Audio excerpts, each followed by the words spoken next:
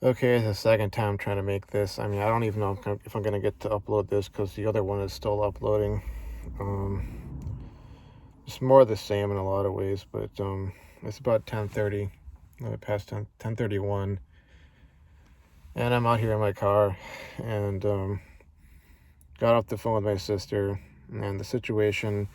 See, it bounced back. You know, he had come to. He'd been very much like awake and aware, and then a bit later he's passes out again, and apparently for lack of a better way of putting it, sort of like the bulge in the blood vessel, it's expanded, which I think would indicate that the pressure's gone up. um, they're saying, oh, don't worry about it, it happens like this, these things swell up a bit and then they go back down or whatever. But you know after a little update, then it kind of turned into this sort of like this thing where like my sister started getting really emotional, obviously, because I mean, and I'm not saying really emotional in the sort of, oh, like being offensive saying that, because I got emotional, needless to say, because I mean, it's my dad we're talking about, and he's in like the bedrock of the family, and we started talking about how my mom had been behaving, and it just got me really pissed off. I ended up using some profanity referring to her because I'm at this point where I don't it's like I don't care about her. I don't love her. I don't see her as my mother. I see her as just some vapid, narcissistic, parasitic, just evil person. And I see my sister's a lesser version of that because, she's kind of like a chip off the old block in many ways. And, like I said in the other video, it's been something I've seen, it's going to happen. It's going to happen because the people who are causing all the problems don't want to do a damn thing. They didn't want to change their ways. They didn't want to get their act together. They just kept thinking it was going to go on forever and ever and ever, and Daddy would always be there to take care of everything. And it got into this blame game thing because, look, like if I go and I state the facts, oh, I'm playing the blame game. I'm blaming them. It's like, no, actually, it is on you, okay? Because look, I had my screw ups in life, but like I said in the past, I woke up and I changed and I got my act together. And I stopped being so much of a freaking problem for my dad. But those two kept going at it and at it and at it and at it and at it. And, it also turned into this whole sort of thing saying, oh, the only reason she's having to handle all of this stuff is because I didn't basically drop everything and go back home to take all the stuff on my shoulders. And it's like, you know, I've worked all these freaking years to build something, to get my act together, to get my life together. And it's like, this expectation that I'll just drop everything, let everything fall to pieces, as if I can just come back up here or go wherever and just magically get a job, handed to me, as if it's just gonna freaking happen, especially in the middle of COVID. And it doesn't matter. It doesn't matter. All that matters is their comfort and security. And if my sister really cared about my father, you know, she wouldn't be where she's at right now. If my mother really cared about my father, she wouldn't be where she's at right now. There's all this pretending to give pretending to give a crap about someone when you refuse to do those things that you would have to do if you actually freaking cared. Because like if like look, the reason, like one of the reasons why I decided to get my act together, and I remember this time I was sitting in, I think it was in one of our cars in like a parking lot at this grocery store with my dad. And I remember we were, talking about this life, and I started bawling my head off, saying, and my dad asked me like why I was crying, and I was like, I'm afraid that I'm gonna be the reason for why you end up in an early grave. I was the one who said that. I actually cared, not those two. And yet my sister has the audacity to say that I'm the problem. I'm the one who's at fault. I don't care about those two anymore. They're toxic, they're parasitic, and they're the reason my dad is where he's at right now. The biggest reason. And right now, let me see. I have homework due on Wednesday. I have some pre-lecture quiz discussion thing. I have all this other stuff on my plate that I'm trying to do in order to actually get myself to an actual place in life where I need to be at.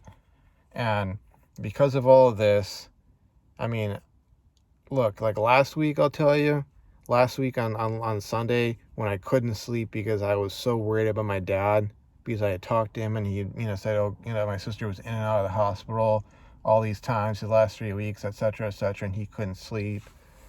Like I told you folks about what happened at work, because I was so tired that I dropped the ball on one of my responsibilities.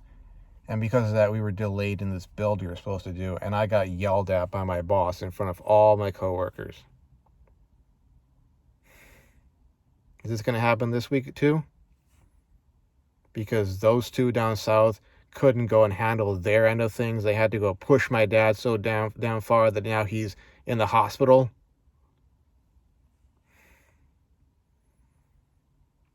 If I end up flunking this class, I mean, this is not something I can just make a do-over with.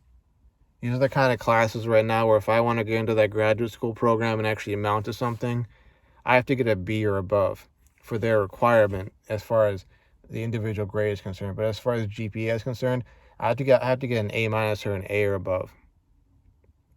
And I'm finding it extremely hard to focus on things right now because I got this stuff on my mind. And it's almost like I have to pretend like my dad is already gone. And I have to somehow make peace with that. And that's extremely hard to do. Because you see, because I love my dad. And I miss my dad. Might not seem like it to certain people because they think that, doing that means just dropping everything and making myself useful to them as opposed to, making a difference in my life to make sure that all my dad's sacrifices actually amounted to something. And I know, like, my dad's entire family is going to just pile on to attack me for, like, not having jumped in my car and driven off down to San Diego or wherever. I'm giving away where my family lives, apparently. As if I haven't made it clear that I live in California. I let this stuff, let this stuff drop out there in these videos. But, like, it really matters. I mean, I'm not an important figure or anything. But, because I didn't drop everything and run off to there right away, even though I was sending money to them to help out with finances and such, like, they don't get it. They just don't freaking get it. Because if I dropped everything and ran off to there, and then 6 months later, my dad would be out of a job at that point, and I'm out of a job, and I'll be getting torn apart by them. Why don't I have a job? I'm a lazy bum. I'm a parasite. I'm a freeloader. I'm a loser. Yada, yada, yada.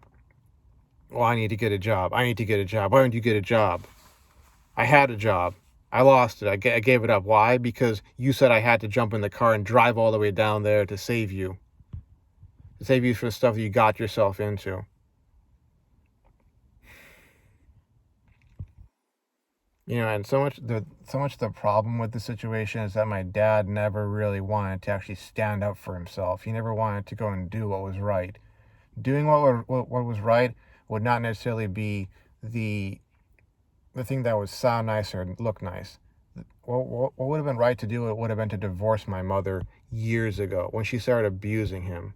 He should have done that right then and there and set that example of, hey, you don't take abuse.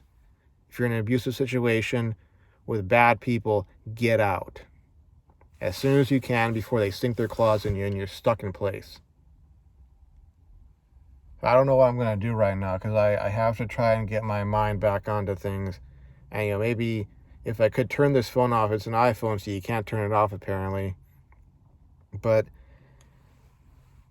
I would have to turn it off and somehow focus on things because, I mean, I have to get this work done. And, like Dark Magician has said, my dad will want me to be focusing on what's important and getting stuff done. But at the same time, I oftentimes wonder if my dad really would, because there were so many times in the past where, I mean, he was demanding that I, drop at whatever I was doing, whether it was studying for an exam or it was working or whatever it was, and just hurry back home so that I could, put out some fire or something like that, so to speak. And if I had, followed through and listened to him, where would I be right now? I would not have graduated from college. I would not have gotten this job. I would not be making this money. I would not be taking care of all these responsibilities. I don't understand these folks. Because it's like, it seems as clear as day to me that this stuff is unsustainable. And you know what? Now they're in a situation where very well my dad could be gone. And I know I seem very callous and perhaps self-centered or whatever the case may be, a real jerk face. But I'm at this point in my life where I myself did the nice guy routine. My dad's done the nice guy routine. And what does it get you? What does it produce? What does it make? What does it actually lead to? Nothing good. They use you up, they chew you up, and they spit you out. You're disposable. And you don't get anything accomplished. And that's why I'm very much of this mindset where I'm very ruthless. And as much as I may try and, I don't know, socialize a bit here and there, I'm very much focused on just business and money and getting that sort of stuff, because so many things that used to matter to me, whether it's religion, spirituality, whatever, even other people, it doesn't matter to me anymore, because I saw what happened when I was that kind of person. When I was the nice guy who wanted to go out of his way to look after other people and do other things for other people and make sure that people were happy and fulfilled and okay and taken care of. Not only did they not change their ways and get themselves out of those situations, but they treated me like crap, including my own family. And now here I am, having to deal with this garbage. And no, it's not the garbage of my dad being in the hospital. It's the garbage of the rest of the family. How they respond to these things, I remember back towards the end of high school when my dad had a stroke and how I responded to those sorts of things. I remember all those times my dad yelled at me. And it was somewhere along there, it finally went all the way over, clicking all the way over to the point of, of me realizing that I had to change, that I needed to do things differently, that, all this bad stuff was going to come down the pipeline if I didn't change. But with them, it's this stuff happens and it becomes something else. They look at it as, oh, it's about attention or, all this kind of garbage. And the only reason that my sister is really concerned about my dad is because he's basically the beta bucks. He's the plow horse. And if he's gone, no one's going to be there to take care of her. It's all about taking care of her. Never her giving back to anybody else. Same thing with my mom. Take. Never give anything back. Until the guy dies or he's incapacitated somehow. And then it's, oh, what a jerk face he was. He couldn't be there for us. Screw them. I want my dad to get better. I'm trying not to be emotional about it or be caught up in it because, even I go back in my room, I'm going to be sitting there, it's going to be on my mind, and it's something that I can't do anything about. Now, that's the worst part of it. I can't do anything about it. There's no way that even me showing up there like that, because they won't let you in the hospital because of COVID, you can't even go sit there with your dad and, hold his hand and just try to talk to him and show that you're there. You can't do that. And the only people who have access to him are those two. In particular, my sister. And there's no way in hell she's going to let me go and talk to dad, my dad through the phone or anything. I don't know. I really don't know at this point. Anyways, 15 minutes and I need to head back home. So maybe I'll see you folks around if I don't get mugged on the way back, or I don't know, have some sort of altercation because it's kind of a shady neighborhood. But hopefully I'll see you folks around. Bye-bye.